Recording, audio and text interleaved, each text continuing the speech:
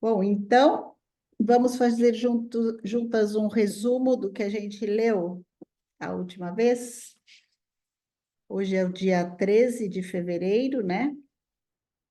Nós vamos continuar a leitura a partir da página 22, mas antes a gente faz um pequeno resumo do que a gente leu da última vez, né? A gente lembrar. Então, ele começa falando que a humanidade cruzou o limiar, né? O que significa que a gente não tem mais aquela segurança que se tinha lá atrás, né? A gente não tem mais, a gente vive um tempo de ansiedade, de medos, né? Então ele fala que a gente, nesse momento, agora, a sociedade moderna, né, nessa época que nós vivemos, a gente, através das nossas percepções sensoriais, a gente recebe as informações do mundo externo e através do nosso, ele fala daquilo que vive no nosso sistema metabólico motor, são as memórias que estão inconscientes. Então, o caminho que a gente tem para trilhar é realmente descortinar essas memórias que são inconscientes e fazer essa relação com este homem do meio que ele fala, que é este homem do coração, né? Que tem a ver com essas forças do coração. Para que a gente possa, então, trilhar esse caminho de autodesenvolvimento, que é essa proposta do processo terapêutico dentro da antroposofia, que é exatamente trilhar esse caminho de autoconhecimento, aonde a gente reconhece aquilo que é matéria e aquilo que é espírito, né? Que é esse o caminho agora que ele fala desta filosofia realista. E aí, eu não li lá atrás, na página, deixa eu ver, na página 229, que ele traz esse conceito do realismo, o que ele fala é que existem 12 possibilidades, 12 maneiras de se enxergar a vida, e uma delas é esse realismo. E o realismo tem a ver com essa relação da matéria com o espírito, né? Tem um livrinho que agora eu não vou me lembrar o nome, mas é um livrinho fininho, bem difícil de ler. Acho que é Astrologia, né? Você lembra, Cris? Depois eu vou ver o livro. É um livrinho que fala desses 12 pontos de vista, tá? Depois, mesmo que não seja hoje, na próxima vez eu mostro para vocês. Então, um ponto de vista é esse realismo, né? Que tem a ver com essa relação entre matéria e espírito. Ele fala também que todos os nossos processos orgânicos e anímicos, eles estão, então, nessa inconsciência, nessa memória inconsciente que nós temos que ir desvelando através de um caminho de autodesenvolvimento. E ele fala que só através do fortalecimento do eu que a gente eleva essa nossa vida anímica, animalesca, que está ligado mais com o nosso corpo astral, né? E a gente eleva a um nível mais humano, trazendo então essas qualidades morais, estéticas e intelectuais. Em algum momento, ele fala também que na primeira metade da vida, a gente traz, então, esse eu se humaniza, né? Na verdade, ele fala nos 4 primeiros anos, mas eu entendo que é nas primeiras 4 fases, por volta dos 28 anos, quando ele diz que o caráter se apresenta, né? Então, eu entendi dessa forma.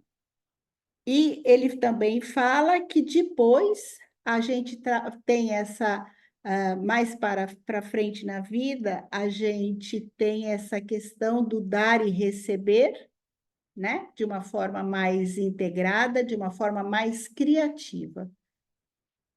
Então, ele faz uma diferença aí nas fases da vida de como esse eu se apresenta, né? Que primeiro ele está imitando, depois ele entra com esses, percebendo os próprios talentos, depois ele, mais para frente, ele também se renova esse eu, mas mais adiante ainda, esse eu tem essa possibilidade de uma nova criatividade, né? Ele vai, de alguma forma, ele está falando das fases da vida aí.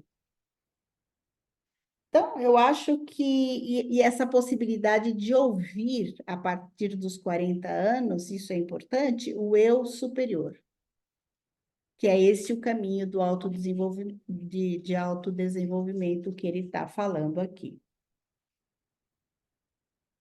Então, eu acho que é isso, né? Essa possibilidade de se encontrar com o seu eu superior, né? Que é esse é o processo, ele diz que esse fio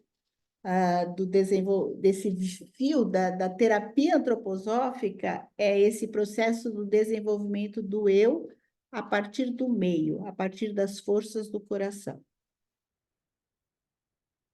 Esse é aquilo que eu achei que eu destaquei como mais importante. Se vocês tiverem mais alguma coisa, por favor.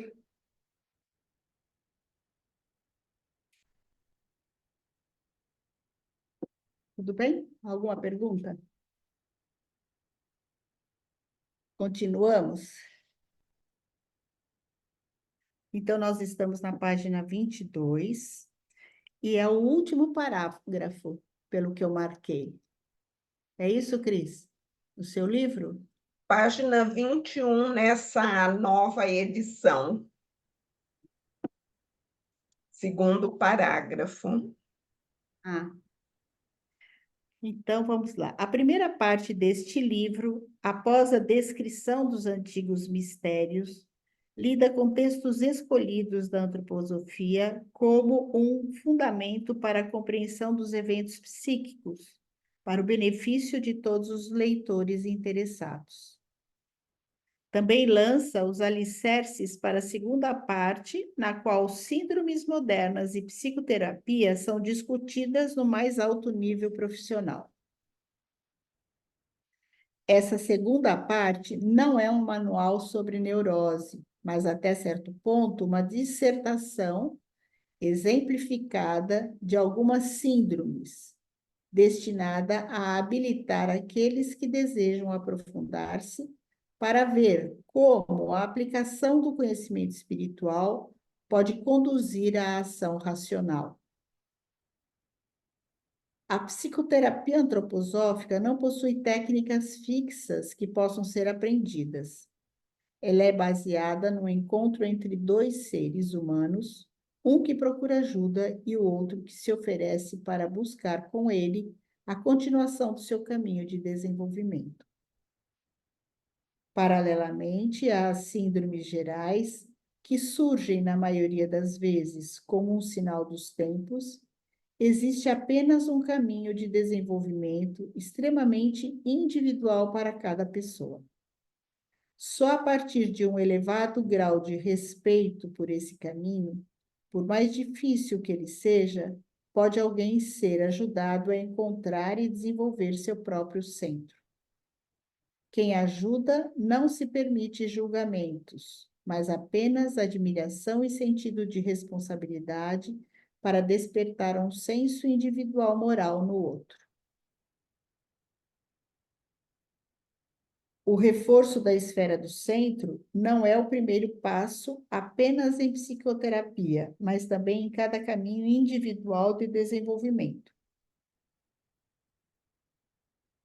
Este se inicia com a criação de uma rica vida interior, com a vivência da natureza, da cultura e das artes.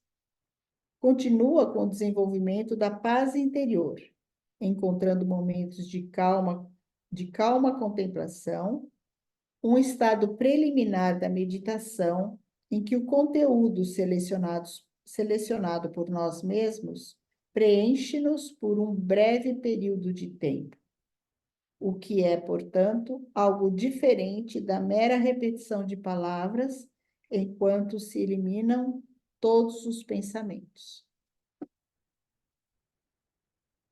Assim, uma calorosa e radiante esfera central será gradualmente criada, com positividade e abertura para o mundo, rica em conteúdo proveniente da cultura humana. Unicamente um meio que ofereça calor e luz pode ser o ponto de partida para um cruzamento consciente das fronteiras. De outro modo, esse cruzamento nos é imposto como uma necessidade desta época, enquanto ainda não estamos preparados. Um caminho consciente de desenvolvimento interior, escolhido por nós e para nós mesmos, e uma terapia cultural e psicológica estão entrelaçados.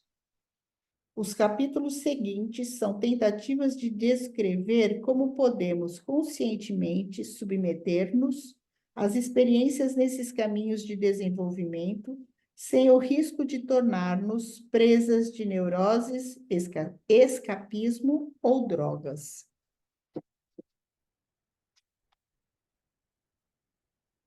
Terminamos o capítulo. Bom dia. Bom dia.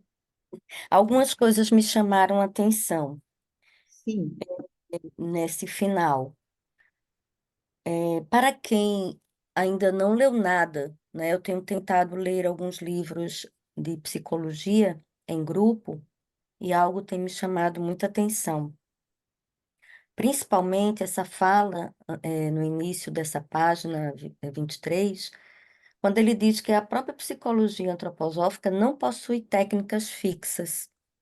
Né? Para mim, me chama muita atenção, eu tenho participado também, não sou psicóloga, mas como fono também eu fico, e também professora Waldorf, eu fico tentando entender esse processo da psicologia e desse olhar ampliado da mesma dentro das escolas, né?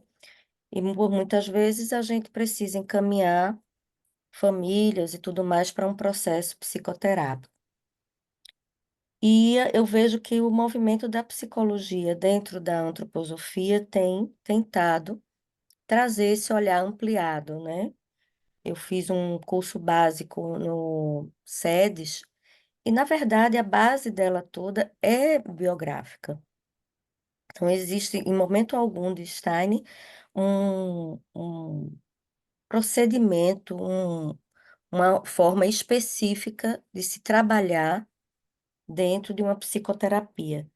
E aí ele fala em alguns livros o quanto ela fica vazia, no sentido de não olhar, hoje em dia, a psicologia de- acadêmica, né? Esse olhar trimembrado, esse olhar espiritual. E eu fico pensando como é que a gente vai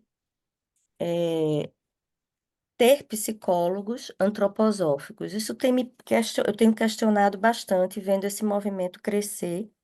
Quando, na verdade, eu observo é que a maioria dos psicólogos tem feito essa linha mais junguiana e trazido esse diálogo, né, do biográfico, desse olhar ampliado e trazendo a biografia com essa linguagem do Jung. uhum. E eu acho que é isso, sabe? Dentro da escola, a gente ter um grupo de psicólogos com esse olhar é muito rico. Mas em termos técnicos, em termos de psicoterapia, ainda não se tem, e eu fico preocupada assim, em algumas áreas de conhecimento, às vezes a gente não fica forçando um pouco a barra, né? Para ter um profissional que seja um psicólogo antroposófico, né? Se a gente tem essa... Eu fico pensando só sobre isso, né? Se isso realmente é necessário em termos sociais, ou se isso é uma necessidade mais de um movimento político, de um olhar antroposófico dentro dessa ciência que já existe com tanta riqueza também, né? Não desmerecendo de forma alguma os conhecimentos psicológicos atuais. Eles veem que eu acho que é uma contribuição dentro do ponto de vista tecnicista mesmo, né? De ter um método, né? Eu tenho um método, seja ele freudiano, psicanalítico, mas que amplia a minha visão dentro do conhecimento antroposófico, entende? Não sei se eu consegui me fazer entender. Eu também não sei se eu vou conseguir responder, mas assim, só para lembrar que assim, a questão do biográfico é algo que permeia as profissões, principalmente as áreas Exatamente. da saúde, né? Mas Uhum, existe uma psicologia antroposófica uhum. que só os psicólogos fazem, portanto, eu não posso responder, né? Existe Não, é uma. mais uma provocação do que uma pergunta, né? Eu tenho conversado com alguns psicólogos antroposóficos, com muita delicadeza, para que também não se sintam, ofendidos, porque de uma forma alguma eu estou desmerecendo. Mas se dentro dessa visão antroposófica que permeia também essa visão trimembrada, quadrimembrada, ela permeia tanto tudo, todas as profissões e todo o mundo, quando você também está se olhando para a agricultura, para a arquitetura e tudo mais, e tudo isso também tem uma biografia, porque é feita por pessoas. Então, se às vezes é mais um movimento político de firmação de olhar do que a gente ter realmente um método psicológico, porque, como diz a própria pedagogia, o método, ele não é específico. Ele não é dito como uma Montessori, como um Freinet, não é.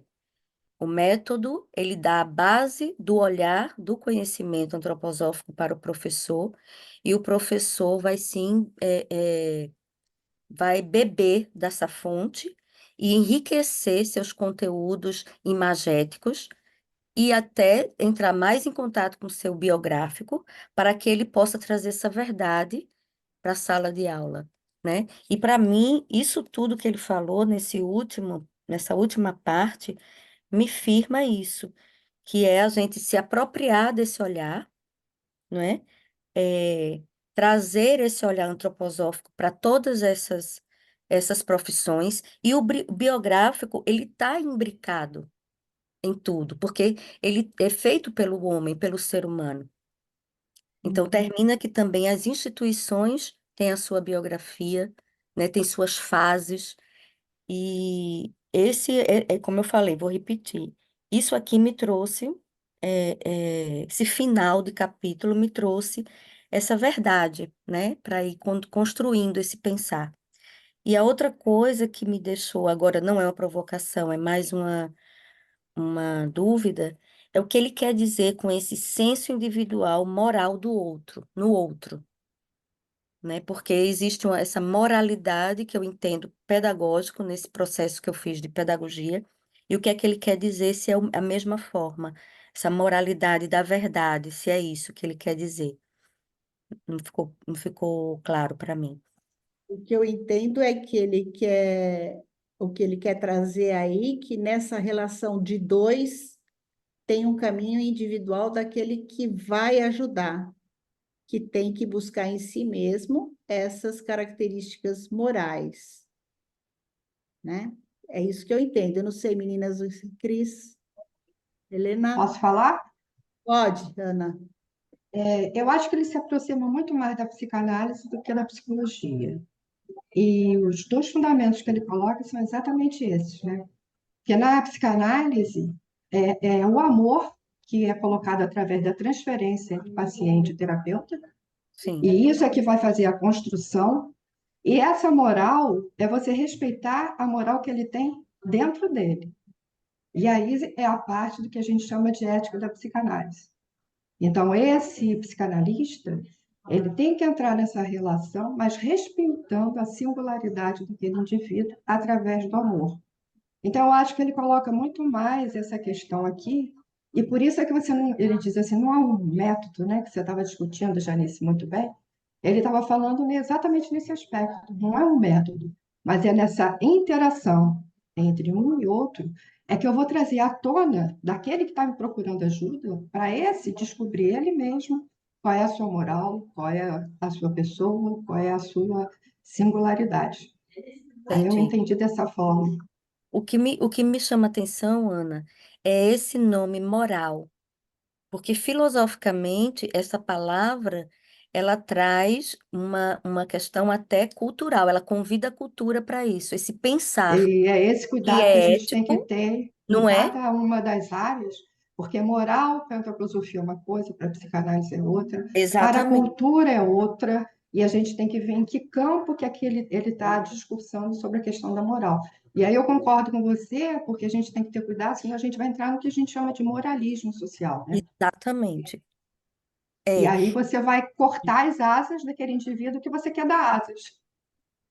Então, Então, vamos continuar, por favor, né? Porque senão a gente vai entrar em filosofias outras que não, né? não Vamos é só o cuidado da gente não estar levando essa palavra moral para o que a Ana acabou de falar, porque existe uma moralidade dentro desse entendimento antroposófico. Só nessa questão de ter esse cuidado, nesse trecho em que ele fala, né? Quem ajuda não se permite julgamentos, e sim apenas admiração e sentido de responsabilidade para despertar um senso individual moral no outro, que foi o que a Ana trouxe. Eu encontro o outro, ouço o que ele diz, e o que eu posso fazer para ele é talvez despertar que ele se encontre, que ele tenha, né, seus valores bem fortalecidos dentro deles. Entendo assim. Vamos continuar? Não. Então, vamos lá. O caminho interior, os mistérios egípcios. Para começar, devemos discutir o caminho interior, que Rudolf Steiner também chamou caminho místico, devido à forma que este assumiu na Idade Média. É o caminho de um profundo despertar. Ele aparece mais claramente nos mistérios egípcios. Isso será brevemente discutido aqui, tendo como referência o ciclo de palestras Macrocosmo e Microcosmo de Rudolf Steiner. O discípulo dos mistérios de Ísis e Osíris tinha, primeiramente, de passar por uma preparação durante vários anos, na qual tudo que se relacionasse com as experiências egoísticas do eu tinha de ser superado. O caminho em direção ao íntimo, através do limiar do próprio organismo, leva a uma condensação do eu, um despertar mais profundo que o despertar habitual pela manhã, quando o nosso eu é imediatamente distraído pelo mundo sensorial. Se alguém submergisse conscientemente no mundo formativo astral dos impulsos e desejos orgânicos inconscientes, com o eu despreparado, ainda egoísta, poderia ser subjugado por essas forças e ser levado a experiências alucinatórias. Por essa razão, tudo o que ainda existe no eu, sob forma de egoísmo, tem de ser superado pelo treinamento moral. O caminho místico cristão procurou esse ensinamento através de um longo mergulho meditativo nas imagens da Via Crucis, começando com o lava-pés. Mais detalhes nós vamos ver no capítulo 6. Nos tempos do Antigo Egito, quando o eu humano ainda não se havia tornado tão individualizado e o eu grupal da família e da tribo eram marcantes, essa purificação tinha um acentuado caráter de ritual.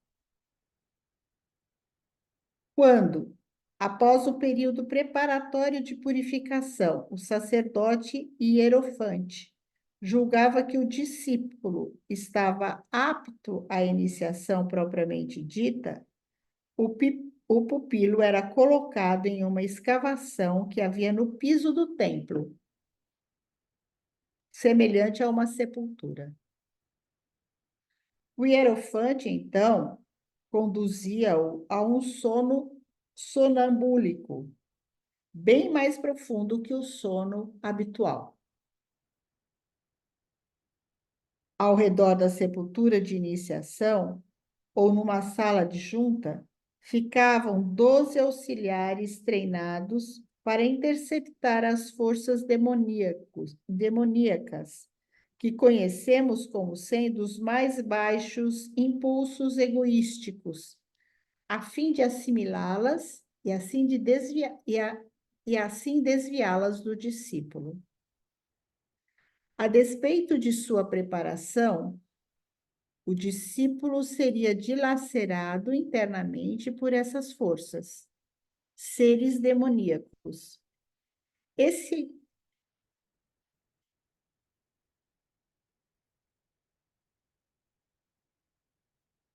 Eliana, Parou. ficou sem Parou. Não sei. Esse é um processo que corresponde ao que vemos acontecer na esquizofrenia. O discípulo entregava seu eu inteiramente ao mestre sacerdote. Ele via a si mesmo através dos olhos do sacerdote. E então vivenciava indiretamente como as forças do corpo astral, do corpo etérico e do corpo físico se tornavam conscientes. Como será descrito nos capítulos posteriores, ele estava observando a atividade das forças de Vênus, de Mercúrio e da Lua. Desculpe, da Lua no homem, ver capítulo 9. O discípulo penetrava agora o mundo de seu próprio corpo astral, o portador da vida anímica animal. Antes de mais nada, vivenciava tudo o que não tinha feito, mas que podia e deveria ter realizado. Todos os pecados de omissão tornavam-se para ele um pesado fardo. E esse fardo crescia para um sentimento de desolação tão poderoso que, na vida comum, se surgisse sem preparação, levaria ao suicídio. Mas o discípulo egípcio estava preparado para isso. Já durante sua preparação, tinha de olhar repetidamente para trás, em sua própria vida, e aprender a suportar o peso de seus pecados de omissão. Na iniciação, a totalidade dos aspectos negativos da vida até esse período eram condensados em uma figura que surgia à visão como um guardião do limiar. Este era uma figura espiritual concebida a partir das experiências pessoais objetivadas do discípulo e vivenciadas como um obstáculo a um aprofundamento posterior. No período cultural egípcio, esse guardião assumia a aparência da esfinge, que o discípulo já havia conhecido exteriormente, em seu percurso até o templo, em meio às estátuas que ladeavam a estrada. Agora ele conhecia sua própria esfinge individual. Mais tarde, uma vivência semelhante levaria os místicos ao voto místico interior de trabalhar tanto quanto fosse humanamente possível em suas próprias almas. É apropriado ressaltar aqui que o caminho interior significa um caminho retroativo no tempo, assim como o caminho em direção ao exterior conduz a uma diluição do eu, a uma penetração no espaço, o caminho em direção ao interior significa um mergulho na corrente do tempo. Nossa constituição corporal, nossos órgãos são formados por forças provenientes do passado. Eles são o fruto de encarnações passadas que foram, por assim dizer, coaguladas na formação e nas funções do nosso corpo. Durante a iniciação, esse processo de desenvolvimento era, então, vivenciado ao contrário. Se a preparação tivesse sido adequada, o discípulo egípcio poderia, durante sua iniciação, passar pelo guardião do limiar de modo razoavelmente rápido e encarar seu próprio corpo astral, mais especificamente a área abaixo do plexo solar. A vida anímica inconsciente, em outras palavras. Ele teria desenvolvido a coragem e o destemor necessários para isso. Mas, sem a liderança do hierofante, por cujo intermédio ele observava tudo isso e que intervinha quando o pupilo corria o risco de se perder, ele não progrediria. Ana Rita, quer fazer a pergunta? Eliana, há um bom tempo eu assisti uma palestra de um psiquiatra que falava até do uso de Alucinógeno. substância. Isso, mas ele falou até da maconha, que a maconha também pode deixar aquela esquizofrenia que está adormecida se manifestar. Sim. Não pensando no aspecto científico, mas pensando nesse preparo do indivíduo, às vezes quando a pessoa faz esse uso desses chás lá, como é que chama? Santo Daime. O Santo Daime, que muitas Ayahuasca. pessoas acabam acabam ficando com alucinações, acabam ficando até irreversíveis os casos. É por isso, porque não tem esse preparo desse eu, é isso? Provavelmente, né? Não tem o preparo e não tem o eu lá, né? Porque a partir do momento que você toma uma substância, seu eu se afasta. Então, não tem o eu para sustentar tudo aquilo, né? Diferente quando você faz um caminho mais consciente. Mas naquela época, lá na época dos egípcios, as iniciações eram feitas assim, né?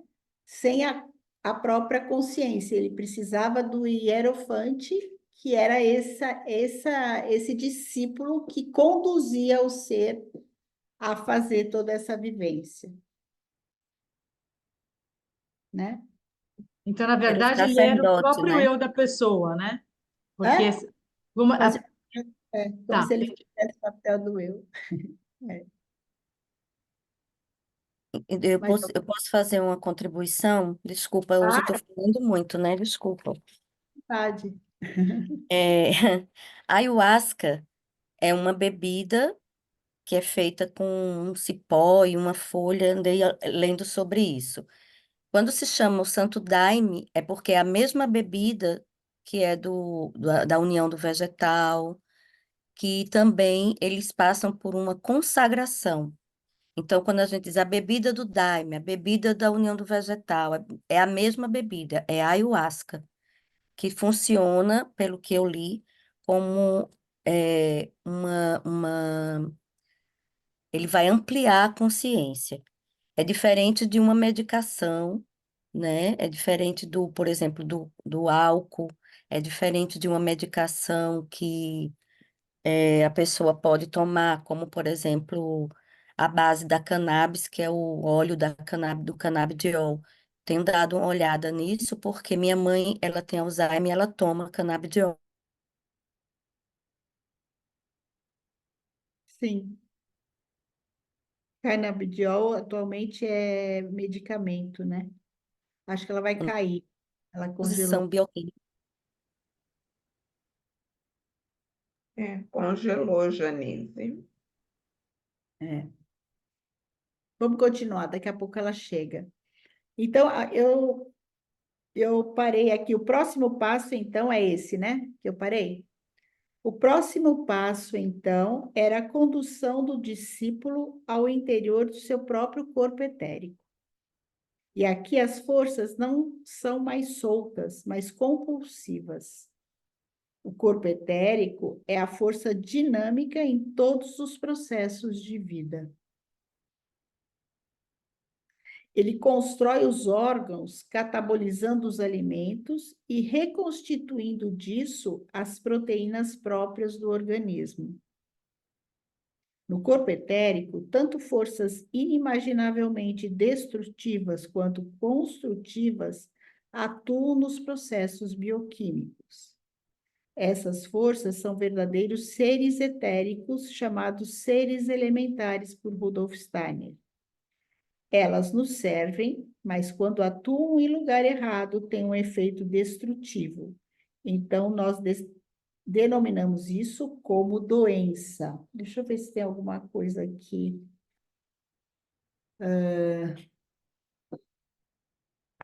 Não, ele só fala aqui sobre esses seres elementais, e o Steiner dá muitas indicações, e aqui só tem nomes alemães, em alemão. Gease em alemão.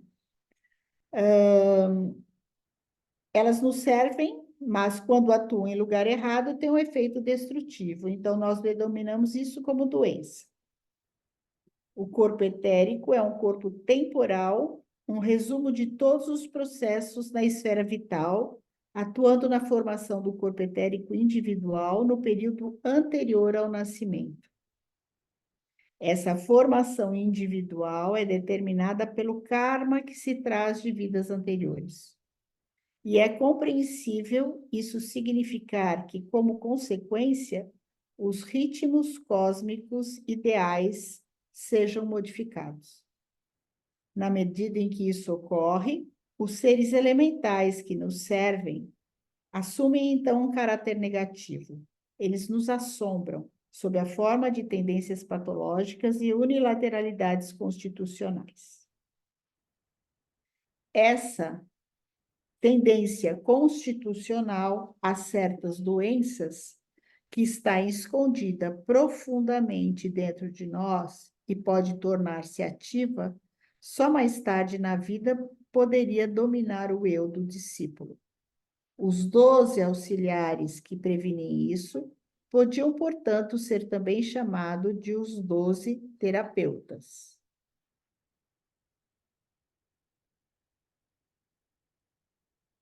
O discípulo, por estar protegido contra este perigo, podia concentrar-se nessas forças que tinham individualizado seu corpo etérico antes do seu nascimento. Isso significa que ele podia mergulhar em sua própria corrente do tempo. A primeira experiência era como na fase anterior ao nascimento, na qual o homem por si mesmo elaborava as forças hereditárias para a próxima vida. Para esse propósito, a alma tinha de acompanhar a ancestralidade da encarnação vindoura, fora do reino da existência, antes do nascimento por muitos séculos. Essa ancestralidade confere ao corpo etérico suas características, por meio da hereditariedade. Durante a experiência da iniciação, cada um retornava à sua própria corrente hereditária. Uma lembrança desse tipo de iniciação ainda pode ser encontrada entre os povos que praticam o culto aos ancestrais.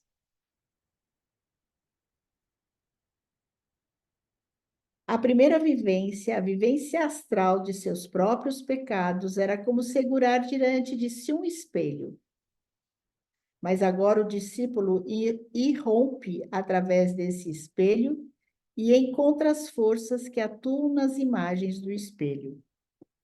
A fim de suportar essa vivência, a alma tinha de ter sido educada em abnegação, amor e compaixão.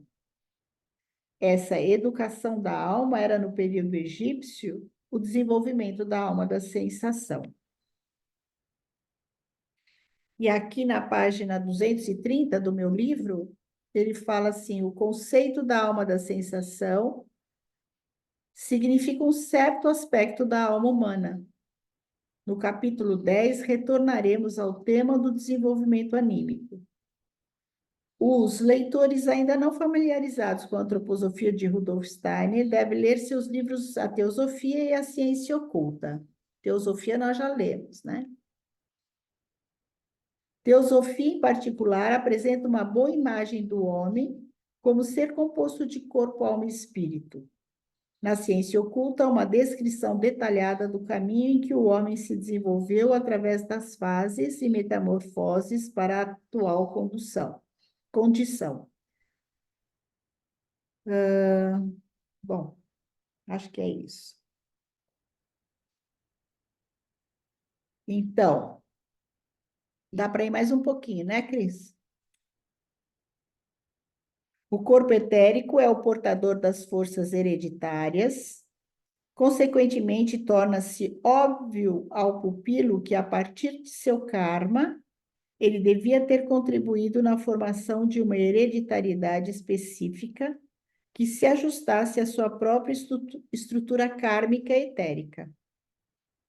Por meio das características de seu corpo etérico individual, era-lhe revelado que seu corpo etérico fora formado a partir do grande lapso entre a última morte e o recente nascimento. Então ficava claro para ele que aquilo que funcionara como um distúrbio em seu corpo etérico estava em conexão com as forças depositadas no corpo etérico que ele possuía em sua vida prévia. Esse corpo etérico prévio deixou sua marca nas esferas etéricas. A vida prévia fora experimentada em seus efeitos. Para vivenciar a vida anterior, o discípulo deveria descartar tudo o que o atava à vida atual. Para o iniciando, a reencarnação não era apenas um ensinamento, tinha se tornado uma vivência. Em si mesmo, o discípulo vivenciava agora uma outra pessoa, o portador do velho karma. Esse outro homem, esse sósia, ele tinha de redimir. Ele experimentava a si mesmo como duas pessoas, uma antiga e uma nova. E novamente o discípulo tinha de submergir em sua própria constituição e vivenciar aquilo que restara de sua vida anterior, a qual, por sua vez, fora colorida pela precedente e assim por diante, até que ele tivesse atingido o momento em que os corpos etéricos foram, pela primeira vez, individualizados na história da humanidade. Isso aconteceu no começo da assim chamada época lemúrica. Ver a Ciência Oculta de Rudolf Steiner. Na época precedente, a hiperbórea, os corpos etéricos eram ainda semelhantes aos de uma planta, não individualizados. Somente na Lemúria eles adquiriram forma individual pela atividade formativa do corpo astral. Assim, os mistérios egípcios retrocediam apenas até o início da Lemúria. Vamos parar aqui Vamos. para a gravação.